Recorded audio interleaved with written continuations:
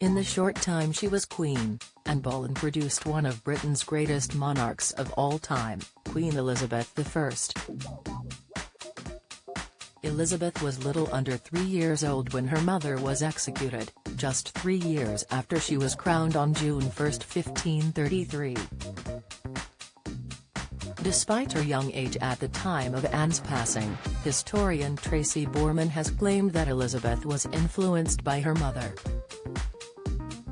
The author of the new book, Anne Boleyn and Elizabeth I, has sought to debunk the popular myth that Elizabeth thought very little of her mother. In fact, the Queen from 1558 to 1603's actions say quite the opposite, Ms. Borman claimed when speaking at the Hay Festival in Wales in May. Ms. Borman explained that Elizabeth was traumatised by losing her mother, which she said had a physical effect on the monarch. The author of Elizabeth's Woman, quoted in The Guardian, explained, "She was given to nervous fits, as they were described, and often stomach complaints. She had migraines. It was very obvious that she had been literally traumatized by her early history, and, when she was pressed on the issue of marriage, she would become almost hysterical." The former queen declared that she would never marry because she was already bound unto a husband, which is the Kingdom of England, and is often referred to as the Virgin Queen. While it has been argued that Elizabeth said very little about her mother over the course of her life, her actions speak louder than words, Ms. Borman said.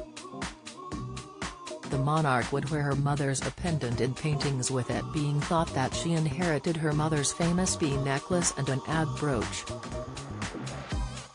Elizabeth also owned a locket ring which contained portraits of both Elizabeth and Anne, which she kept in a locked casket until the day she died. At court, she surrounded herself with her mother's relatives, often promoting members of the Boleyn family. Don't miss Anne Boleyn and Catherine of Aragon's rivalry debunked in new analysis.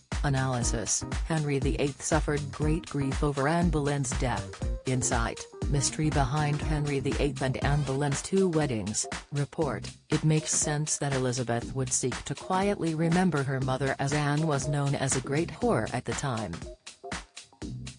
It would have been risky to align herself with a woman who was executed having been guilty of charges including adultery, incest, and conspiracy against Henry VIII. There were similarities between mother and daughter. Just as Elizabeth's trauma had physical manifestations, so too did Anne's, Ms. Borman explained. She claims that a possible reason why Anne suffered 3 miscarriages was due to stress, while the other theory is that she suffered from a condition, rhesus negative, which can cause miscarriages. Ms. Borman said the pressure and stress to produce a male heir surely took a toll on her physical well-being. Anne had a miscarriage in 1534 and gave birth to a stillborn boy in January 1536.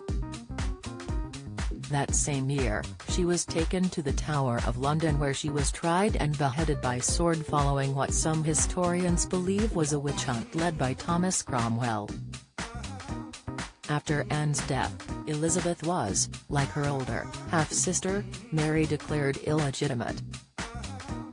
But she, along with her 2 siblings, were later brought back to court by the time Henry was married to his 6th and final wife, Catherine Parr. Elizabeth was fond of her stepmother, and Catherine took custody of the then 14-year-old upon Henry's death in 1547.